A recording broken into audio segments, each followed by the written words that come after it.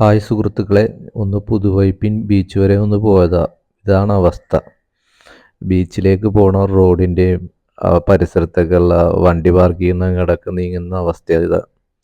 എന്തിനാണ് ഇവിടെ നമ്മുടെ ഒരു ടൂറിസം മന്ത്രി എന്നാണ് ഞാൻ ആലോചിക്കുന്നത്. എന്നുവെച്ചാൽ നിറച്ച് വെള്ളമാണ്. ഈ വെള്ളത്തിൽ കൂടിയൊക്കെ നീന്തിയിട്ട് വേണം ബീച്ചിൻ്റെ സൈഡിലേക്ക് തന്നെ നമ്മ എത്താൻ. വണ്ടി ഒരു കുളത്തിൽ വീണ അവസ്ഥയാണ്. ഈ കുഴിയിലൊക്കെ വീണിട്ട് വണ്ടി കയറി പോണത് കാറ്. ഒരു 3 കുളത്തിലാട്ടെ ഞാൻ ചാടിയിട്ടാണ് ബീച്ചിൻ്റെ ആ സൈഡിലെത്തിയത്. എന്ത് ഭരണമാണ് നമ്മുടെ ഇവിടെ നടത്തുന്നത് ഈ ടൂറിസം.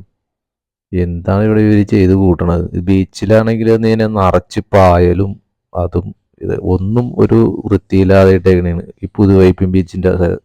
ഒരു പ്രാവശ്യം ചെന്നപ്പോൾ നല്ല മെനക്കേടൊക്കെ ഉണ്ടായി. ഇതിലൊക്കെ ഇവിടെയൊക്കെ ക്ലീൻ ചെയ്യാൻ ആളെ നിർത്തി നല്ല മെനക്കിട്ട് കഴിഞ്ഞാൽ ഒരുപാട് ആളുകൾ വരുന്ന സ്ഥലമാണിത്.